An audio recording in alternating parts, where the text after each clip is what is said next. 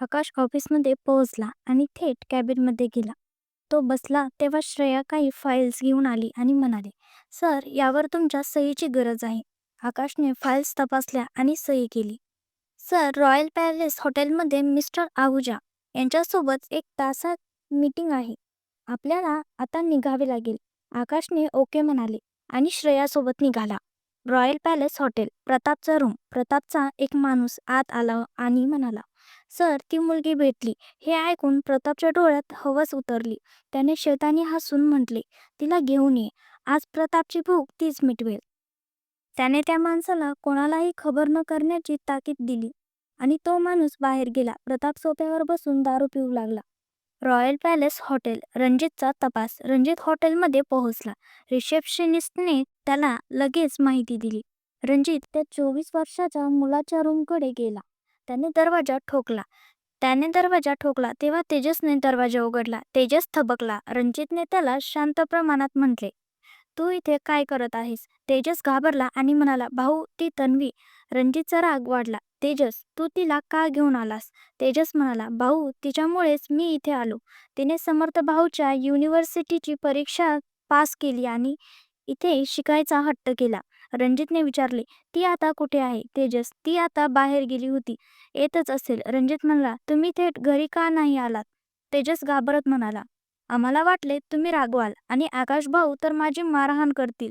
रणजितने त्याचा कान पकडून पिळा दिला. "खूप मोठे नाही झाला तुम्ही दोघे." तेजसने कान सोडवण्याचा प्रयत्न करत म्हणाले, "सॉरी भाऊ, त्या तन्वीच्या पोरीमुळेही यावे लागले." रणजित चिडला. तेव्हा तेजसने त्याला सोडवायची विनंती केली. रणजितने त्याला सोडले आणि तेजसने त्याला मिठी मारून, "मी तुम्हाला खूप मिस केले," असे म्हटले.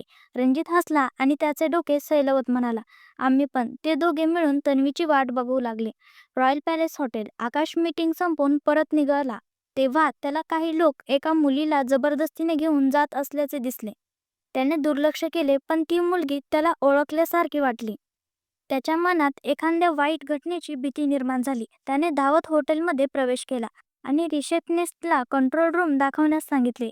रिसेप्शनिस्टने त्याला मार्ग सांगितला. श्रेयाने रणजितला कॉल करून हे सर्व सांगितले. रणजित कंट्रोल रूममध्ये पोहोचला. आकाशने CCTV मध्ये पाहिले आणि मुलीला कोणत्या रूममध्ये नेले आहे हे शोधून काढले.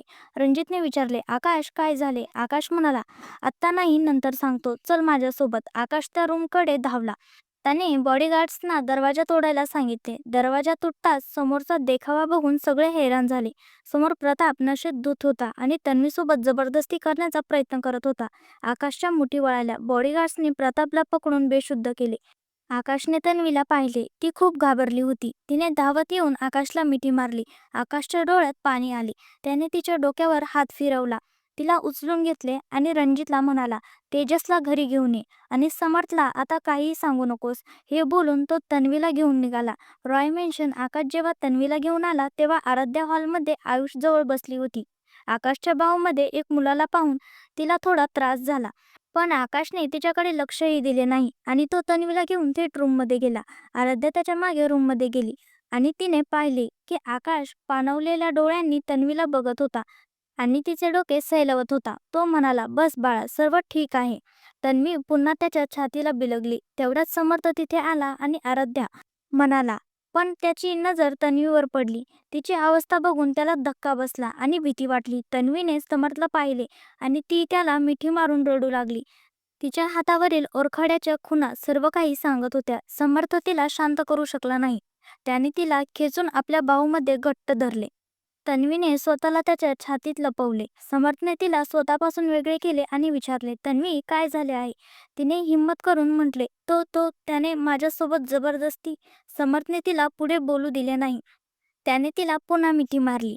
तन्वी शांत होऊ लागली. समर्थने तिला बेडवर झोपवले आणि आकाशला म्हणाला, "माझ्यासोबत चल, काहीतरी बोलायचे आहे." आकाश उठू लागला तेव्हा तन्वीने त्याचा हात पकडून त्याला थांबवले. आकाशने डोळे मिचकून समर्थला तिथे थांबायला इशारा केला. समर्थ तिच्या डोक्याजवळ बसला आणि म्हणाला, "तन्वी, मी इथेच आहे. डोंट वरी, काही झाले नाहीये." आकाशने त्या दोघांना पाहिले आणि रूम बंद करून बाहेर आला. बाहेर येऊन सोफ्यावर बसला. त्याने आपले डोके खाली वाकून दोन्ही हातावर हात ठेवले. त्याच्या डोक्यात आणि छातीत भीती आणि वेदना यांचे मिश्रण भाव होते. तो विचार करत होता की जर तो त्यावेळी रॉयल पॅलेसवर परत गेला असता तर काय झाले असते. त्याला पोहोचायला थोडासाही उशीर झाला असता तर काय झाले असते. त्याला ही घटना विसरायची होती, पण त्याला जमत नव्हते. हे सर्व विचार करून तो थरथरत होता. त्याने मनात विचार केला की आता पुढे काय. प्रताप पुन्हा आपल्या लोकांना त्रास देण्याचा प्रयत्न करत आहे. त्याने हे सर्व विचार करून डोळे मिटवले आणि एक मोठा श्वास घेतला. तेव्हा एक अश्रूचा थेंब त्याच्या डोळ्यातून खाली ओघळला. ती भयानक घटना त्याच्या डोळ्यासमोर वारंवार फिरत होती. आराध्या जी आकाशकडे बघत होती, जेव्हा तिने त्याला अशा प्रकारे थरथरताना पाहिले, तेव्हा ती त्याच्या जवळ जाऊन बसली आणि त्याच्या खांद्यावर हात ठेवून म्हणाली, तुम्ही असे होऊ शकत नाही. तुम्ही सगळ्यांची हिंमत आहात. यावेळेस समर्थ भाऊंना तुमची गरज आहे. आकाशने त्याच्याकडे पाणवलेल्या डोळ्यांनी पाहिले आणि तिच्या मांडीवर डोके ठेवून झोपला. त्याला थोडा विसावा हवा होता, जो त्याला आराध्याजवळ असल्यामुळे मिळत असे. आकाशने आराध्याकडे बघत म्हटले, आराध्या, आपला भूतकाळ परत आला आहे. त्याने आमच्याकडून सर्व काही हिरावून घेतले, पण आता तो पुन्हा आपल्या लोकांना त्रास देण्याचा प्रयत्न करत आहे. आराध्या, माझ्याकडे फक्त काही लोक आहेत, जे माझे आपले आहेत. मी त्या सगळ्यांना भाऊ, आदित्य आणि वहिनी आई यांच्यासारखं गमावू शकत नाही. मी काय करू, कोणाला सांगू, काही समजत नाहीये. तेव्हा समोरून रणजित येत म्हणाला, आकाश, तू कधीपासून इतका कमजोर झाला? आणि जिथे काहीतरी सामायिक करण्याची गोष्ट आहे, तिथे आम्ही सगळे आहोत ना तुझ्यासोबत. आणि आता तर आराध्याही आहे. आणि आमच्यात रहस्य कधीपासून आली? रणजितने बोलणे ऐकून आकाश आराध्याच्या मांडीवरून उठला. तो म्हणाला, मी काय करू, तू सांग. आता तन्वी, तुला माहित आहे ती मुलगी किती घाबरली आहे. प्रताप आपल्या लोकांना लक्ष करत आहे, कारण त्याला माहित आहे की जर त्याने माझ्यासोबत काही केले तर मी सहन करेल, पण जेव्हा आपल्या लोकांवर गोष्ट येते तेव्हा मी तुटून जातो. आराध्या उभी राहिली आणि म्हणाली, तर आपल्या कमजोरीला आपली ताकद बनवा. आम्ही सर्व तुमचे आपले आहोत, पण कमजोरी नाही. तुम्ही तुमच्या प्रेमाला कमजोरी नाही तर शक्ती समजा. आम्ही सगळे तुमच्या सोबत आहोत. कोणालाही काही होणार नाही, विश्वास ठेवा. आम्ही कोणाचेही काही वाईट केले नाही, तर आमच्यासोबतही काही वाईट होणार नाही.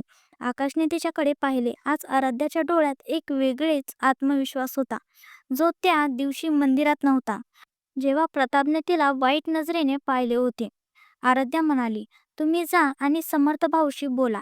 मी तन्वीजवळ आहे. रणजित सोबत तेजस देखील सर्व काही ऐकत आणि समजत होता. त्याची अवस्थाही तन्वीबद्दल ऐकून खराब झाली होती, पण रणजितने समजल्यावर तो शांत झाला. तेव्हा आराध्याची नजर तेजसवर गेली. तिच्या डोळ्यात प्रश्न होती की हा कोण आहे. नेहमीप्रमाणे तिच्या विचारापूर्वीच आकाशने सांगितले, हा तेजस आहे आणि हा तन्वीचा जुळा भाऊ आहे. हे दोघेही माईचे मुलं आहेत. आराध्याने विचारले, काय हे दोघे जुळे आहेत? आकाश म्हणाला, हो. तन्वी तेजसपेक्षा 5 मिनिटांनी लहान आहे. आम्हा सगळ्यांसाठी ती एक लहान मुलगी आहे, जी जगापासून अभिन्न आहे. पण समर्थसाठी तर ती सर्व काही आहे. हां, ही गोष्ट वेगळी आहे की दोघेही आपल्या भावनांपासून अनोळखी आहेत. तेव्हा तेजस आकाशजवळ येऊन म्हणाला, सॉरी भाऊ, माझी चुकी आहे. मी तन्वीला थेट घरी आणायला हवे होते. आकाशने त्याच्याकडे बघून त्याच्या गालावर हात ठेवत म्हटले, काही हरकत नाही तेजस, सर्व ठीक आहे. तुम्ही आता आराम करा. मला समर्थशीही बोलायचे आहे. हे बोलून तो आणि आराध्या समर्थ आणि तेजसच्या रूममध्ये गेले. रणजितने तेजसला रूममध्ये जाण्यास सांगितले आणि स्वतः आकाशच्या मागे गेला. त्याने खोली उघडली तेव्हा तन्वी एक लहान मुलाप्रमाणे समोरच्या मांडीवर डोके ठेवून झोपली होती. समर्थने आकाशकडे पाहून विचारले, सांगणार काय झाले? आकाश त्याचा राग आणि नाराजी समजत होता, म्हणून तो म्हणाला, बाहेर ये, इथे आराध्य आहे. हे बोलून तो रूममधून बाहेर आला. तन्वीने त्याला पाहिले, जणू म्हणत होती, जाऊ नका. समर्थने प्रेमाने तिच्या गालावर हात ठेवून म्हटले, मी थोड्याच वेळात येईल, काळजी करू नकोस. आणि तसेही मी बाहेरच आहे.